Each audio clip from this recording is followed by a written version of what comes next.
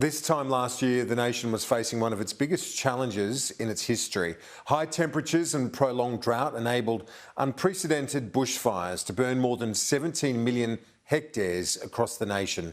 Communities are still recovering from that black summer.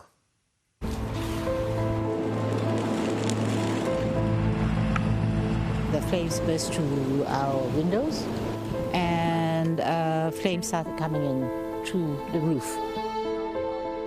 It all come just this way and it was like a hurricane of just fire. Everything that could catch fire caught fire. It was like a train coming through the forest. It was coming at a fair rate, and when the gusts of wind would get it, it'd throw the embers up. The wall of fire that hit us yesterday was unreal. It was just unprecedented and people couldn't get to help. A lot of people at the moment completely without homes. They've lost everything except the clothes on their back. Many people are still coming to terms with losing everything that they've got. The house means a lot to me. The house is my life. Buchan's my life, but this house...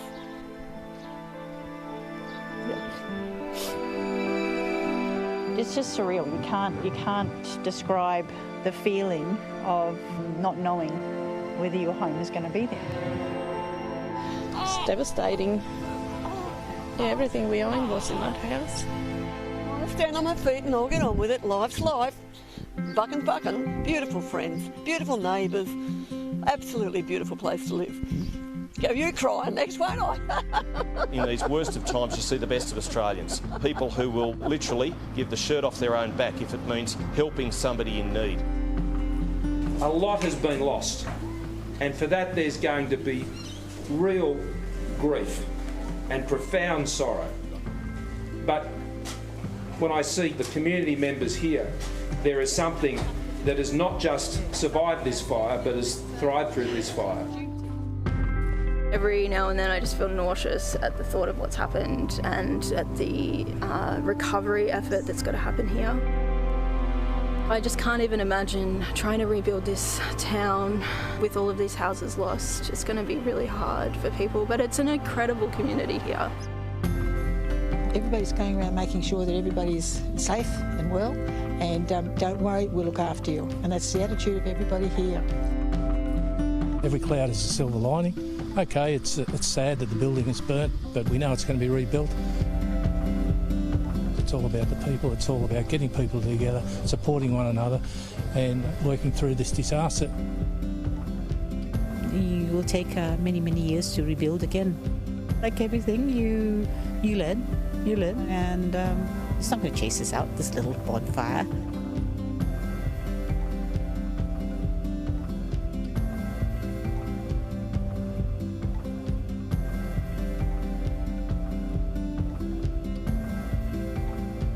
In the Bega Valley on the New South Wales South Coast, the black summer bushfires burnt more than 500,000 hectares, destroying nearly 450 homes and costing 4 lives. The Badja Forest Road, Werri Berri, Big Jack Mountain Road and Postmans Trail, along with the border fires, devastated several South Coast communities on the New Year's Eve blaze through and over the next few months as well. The community of Cobargo, north of Bega, was one of the hardest hit. It saw 70 homes lost and a further 33 damaged. Andrew Constance is the New South Wales Minister for Transport. He's also the local member for Bega. I caught up with him earlier.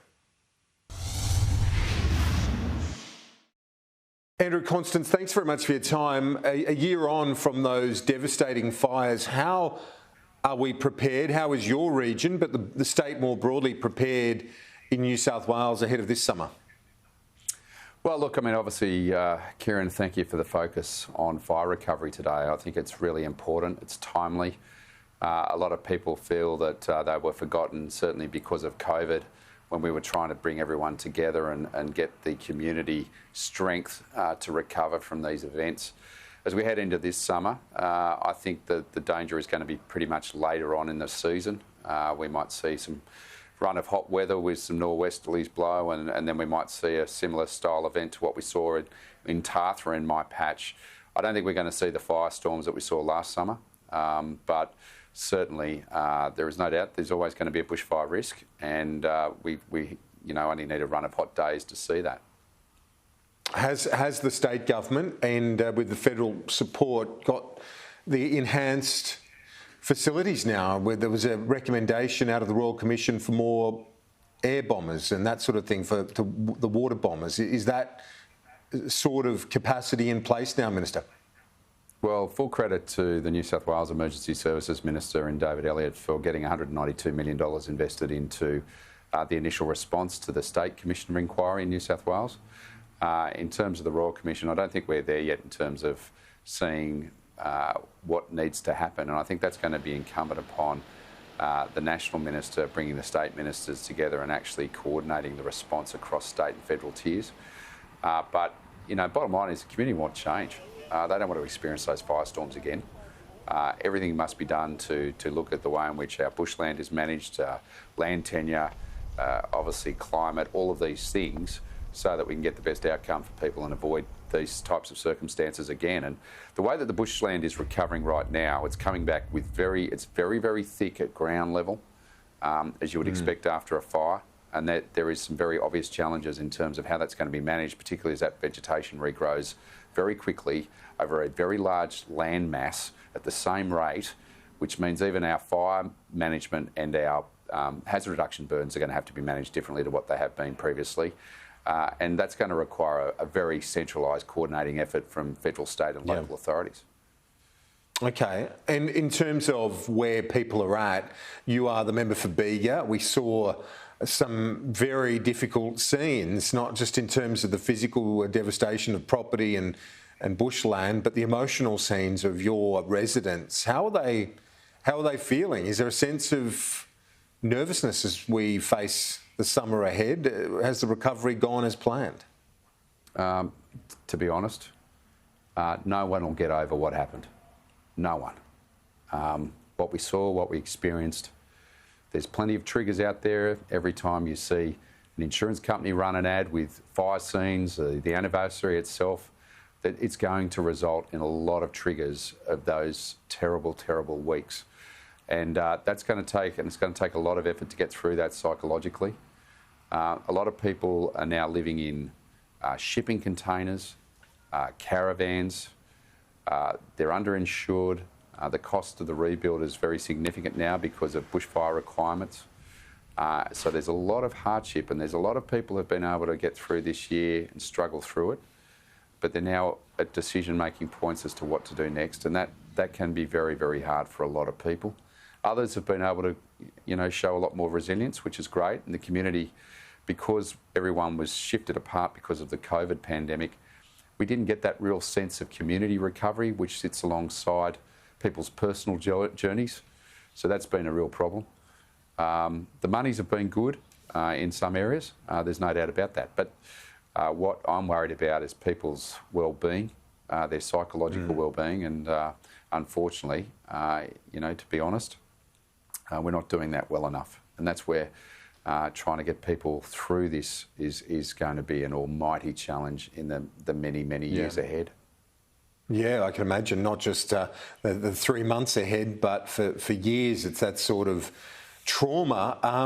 Just finally, we spoke about the federal government in terms of the mitigation efforts. What about the recovery agency being headed by the former federal police chief, Andrew Colvin? Is it having the impact that you would like to see? Is it getting the money where it needs to be? Well, look, I think, the community viewpoint is not enough's being done to help those who are homeless. But ultimately, people who have insurance have got some hope in terms of trying to obviously get through this period. There's quite a few people who don't. A lot of underinsurance, as I said. So there is this sort of sense that the resources at an individual level aren't quite there. And of course, we had instances where people, because of the shortage in housing in a region like mine, we almost lost 1,000 homes. So you can imagine the impact that that's had in terms of housing. And that's where I think we've got to put greater emphasis. We've got to go back and look at individual pathways and help people at an individual level. So that's very hard for a national body to do that. I mean, Andrew Colvin has worked around the clock. He's been fantastic in the same way that Shane Fitzsimmons at a state level is doing the work.